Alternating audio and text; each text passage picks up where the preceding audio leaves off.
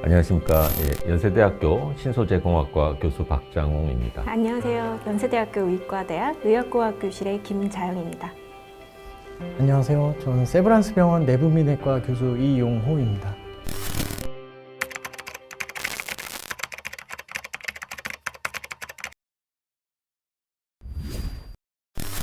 사실 당과 같이 작은 분자에 같은 경우에는 우리 보통 진단을 할 때는 혈액을 기준으로 이야기하긴 하지만 다른 눈물이나 땀이나 이러한 체액에도 여전히 같이 존재를 할 수가 있거든요. 그래서 확산 기작에 의해서 혈액 속에 있는 당이 올라가면 눈물에 있는 당도 올라가거나 같은 경향성을 보이기 때문에 눈물을 통해서도 저희가 당 수치를 확인할 수가 있습니다.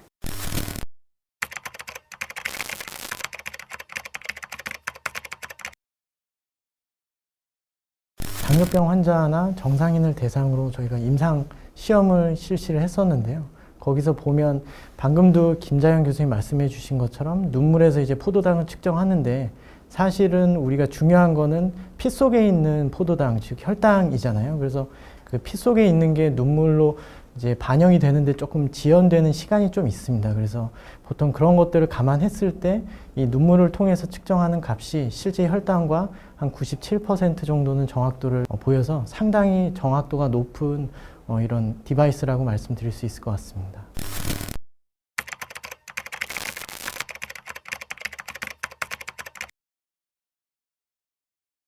저희 팀은 지금 이제 이용호 교수님, 이제 김자영 교수님, 그리고 저 이제 그 다음에 이제 경북대 안과병원의 이제 김홍균 교수님, 그 다음에 또 이제 키스트의 이제 김주희 박사님도 저희가 같이 참여해서 이제 연구를 했습니다. 눈물당과 이제 혈당 간의 이제 상관관계가 있냐 없냐는 이 안과 쪽에서는 굉장히 오랫동안 연구되어 왔고 이제 연구하는 사람마다 이 결과가 다 다르게 나와서 굉장히 좀 이렇게 논쟁의 여지가 많았던 분야입니다. 예를 들어서 50년 전부터 이제 계속 연구를 했었는데, 이제 어떤 쪽 논문에서는 눈물과 이제 혈당 간의 상관관계가 굉장히 높다라는 결과를 얻었고, 또 다른 이제 그룹에서는 이제 상관관계가 없다라고 보고한 논문도 있고요. 논문이 한두 편이 아니라 거의 5대5 정도로 이제 굉장히 이제 찬반 논란이 심했던 이제 분야이고요.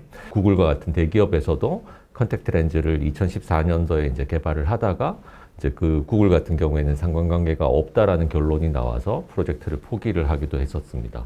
근데 이제 저희 같은 경우에는 좀 더 연구를 할 수 있는 부분이 있다라고 저희는 이제 결론을 내려서 이제 저희 팀이 이제 연구를 한 10년 가까이 사실은 굉장히 오랫동안 해왔습니다.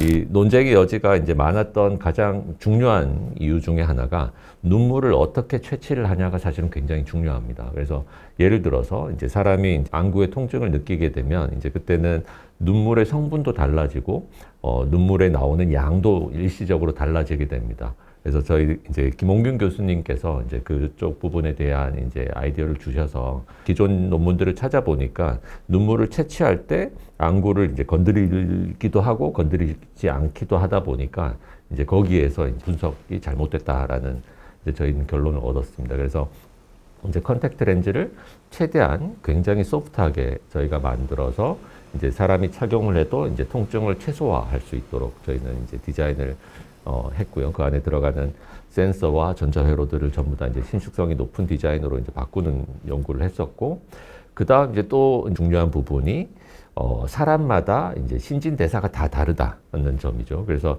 피에 있는 이 포도당이 이제 눈물로 이제 이 확산이 되려면 세포벽을 통과를 해야 됩니다. 근데 이제 그 통과하는 시간이 사람마다 조금씩 다 차이가 난다라는 거를 이용호 교수님하고 같이 이제 임상 실험을 하면서 저희가 알게 됐고요.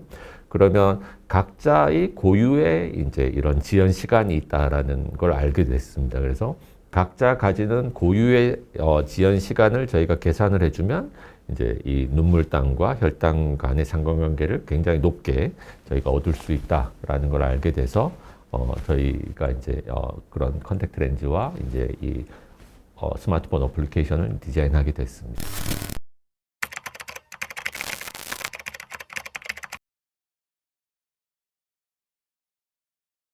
사실 그 부분이 이제 저희도 굉장히 신경을 많이 쓴 부분이고요. 일단 통증이 없어야 되고, 그다음 렌즈를 착용을 했을 때 이제 각막이 손상이 되면 안 되기 때문에 저희가 이제 전자회로 부분이 렌즈 내부에 다 들어가도록 설계를 했습니다. 그래서 센서에 이제 눈물만 전달될 수 있는 미세한 구멍을 만들었고, 렌즈 소재도 실제 이 소프트 컨택트 렌즈에 쓰이는 소재를 저희가 그대로 썼습니다. 렌즈 두께도 최대한 얇게 만들고 해서, 또한 전자회로들은 색깔이 투명하진 않기 때문에 동공을 가리지 않도록 이제 렌즈 바깥쪽 이 테두리 부분에 전자회로들이 다 배치를 하고, 그래서 렌즈를 착용한 상태에서도 동공을 통해서 앞을 다 볼 수 있도록 저희가 디자인을 했습니다.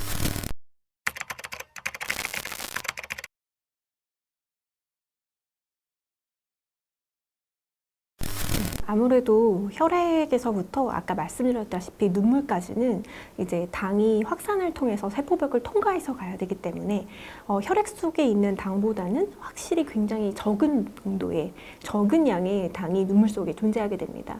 한 100분의 1 정도 된다고 저희는 얘기를 하고요. 그래서 굉장히 작은 농도가 작게씩 변하기 때문에 당을 읽어드릴 수 있는 센서가 굉장히 고감도로, 그리고 지속적으로 저희가 반복적인 리딩을 하기 때문에 그동안은 저희가 착용하고 있는 동안은 안정적으로 정확한 신호를 내야 되고요. 그래서 아무래도 당에 선택적이고 정확하고 안정적으로 구동을 할 수 있는 그러한 글루코스 센서, 당의 센서의 성능이 굉장히 여기서는 필수적이라고 말씀드릴 수 있습니다.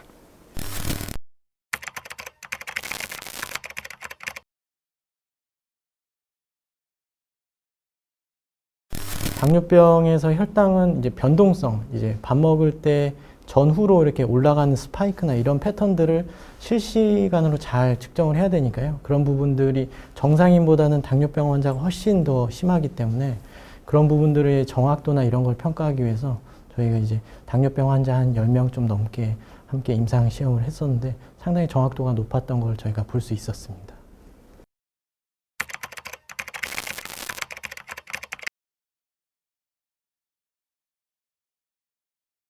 이제 연속 측정이 가능하기 때문에 이제 렌즈를 얼마나 오래 착용하느냐가 이제 중요한 이슈일 수도 있는데, 일단 저희 현재 실험에서는 24시간 기준으로 저희는 실험을 했었고, 저희 렌즈 같은 경우에는 이제 NFC 칩을 쓰기 때문에 배터리가 없습니다. 그래서 발열 문제는 저희가 이제 확인을 했을 때 온도 상승은 거의 안 일어나는 걸로 저희는 확인을 했었습니다.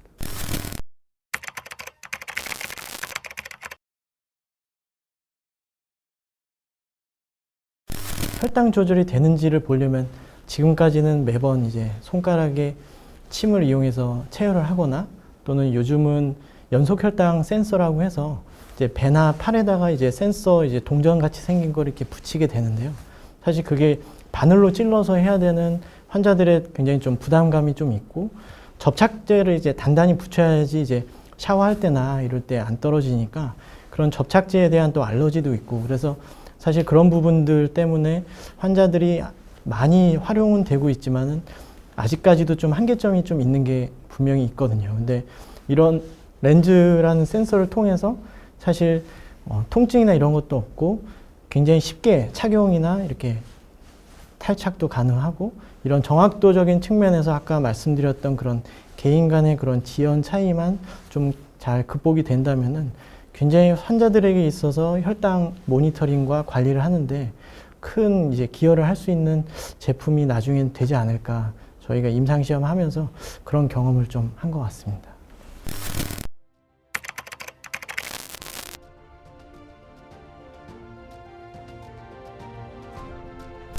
열악한 또 이게 외래 진료 환경 중에 저희 또 새로운 또 센서 개발에 많이 이제 도움을 주셨던 저희 당뇨병 환자분들과 또 임상 시험을 위해서 많이 애써준 저희 연구 간호사 분께 이 자리를 빌어서 감사 말씀드립니다. 그리고 이제 저희 이 실험이 사실 뭐 10년 가까이 이제 되어 왔고, 그다음 최근에 이제 이 연구를 마무리한 학생이 이제 저희 연구실 박원정 학생이고, 학생들이 사실 제일 힘들거든요. 그래서 이제 굉장히 오랫동안 이렇게 장기간 연구를 집중해서 하기가 사실 쉽지 않은데, 박원정 학생이 굉장히 오랫동안 이 연구를 잘 수행을 했던 것 같습니다. 예, 감사합니다. 시간 내주셔서 감사드리고 좋은 말씀 감사드립니다. 네, 감사합니다. 예.